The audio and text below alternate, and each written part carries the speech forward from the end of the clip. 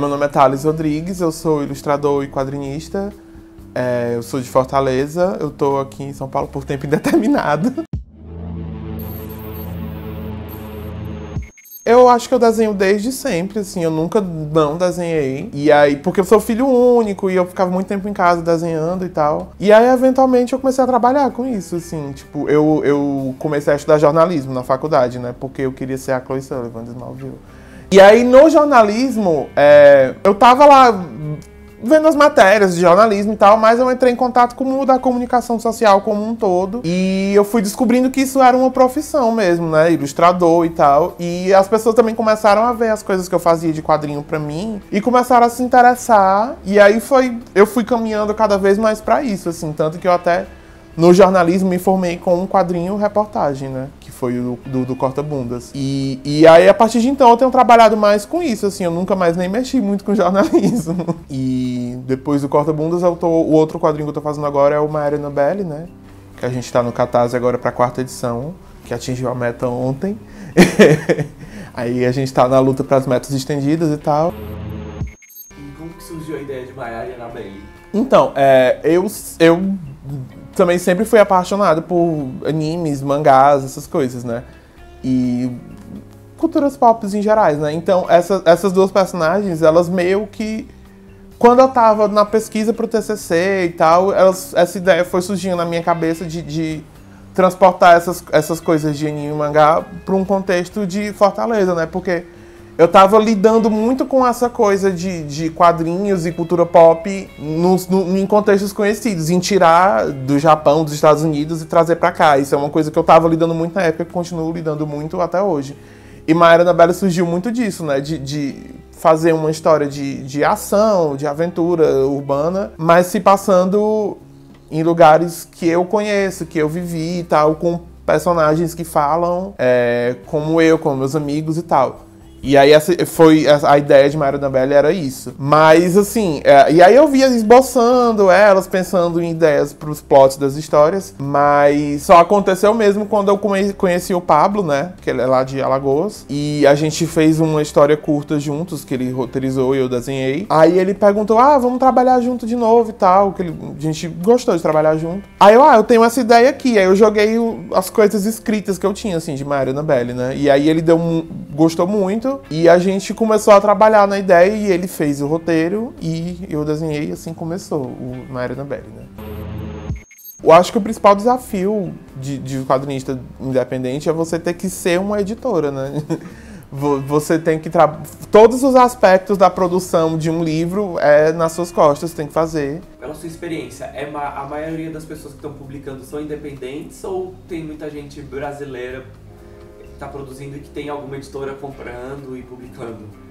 Tem de tudo, assim, é bem dividido, porque aqui no Brasil a gente tem muitas editoras independentes, a gente chama assim, né, que são editoras de pequeno porte, que elas trabalham de uma maneira bem indie também e elas dão esse suporte e rola esse meio termo, né, e é uma coisa que acontece muito aqui no Brasil, porque, enfim, né, tipo, as editoras maiores, grandes, elas estão trabalhando importando títulos, ou então com nomes grandes, sei lá, Turma da Mônica, essas coisas. E aos poucos também tá englobando esses artistas mais independentes, eles estão indo.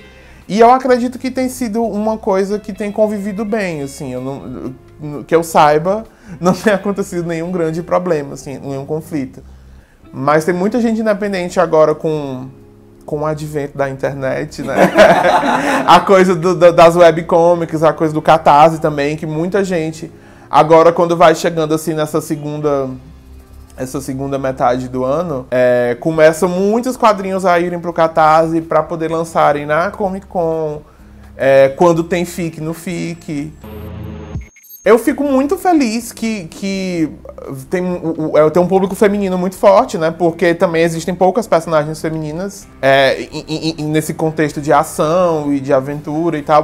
É realmente um número reduzido. Então as pessoas gostam muito e elogiam muito essa questão delas, tipo, de ser, entre aspas, bem feito, digamos assim, né? Que não é, tipo, não é apelativo nem nada assim, né? Mas de verdade, quando eu pensei na ideia, eu não tava pensando que eu quero fazer protagonistas ser meninas fortes, empoderadas. Eu só não consegui pensar nelas de outra maneira mesmo, assim. Desde o começo eram duas meninas. Eu acho que por eu ser gay e crescer num mundo onde existiam as histórias de menino e de menina. E as de menino eram, sei lá, carros e sei lá, e ação e armas, e eu não gostava dessas coisas. Eu crescia vendo, sei lá, Sailor Moon, Sakura, essas coisas assim. E então, na minha cabeça, protagonistas de coisas são mulheres, assim.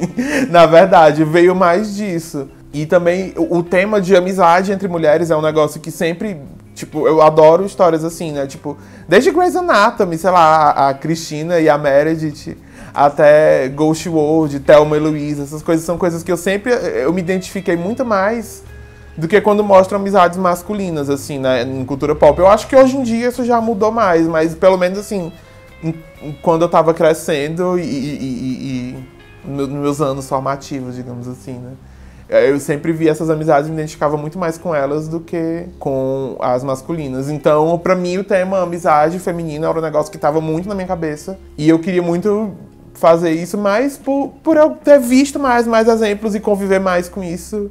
E também tenho muitas amigas mais mulheres do que homens também. As duas são muito inspiradas em amigas minhas da vida real mesmo. A Mayara, ela é paulista muito assim por uma questão, porque eu queria falar muito sobre Fortaleza. E aí eu precisava... A gente conversando, né, sobre a história. Originalmente as duas seriam cearenses, né?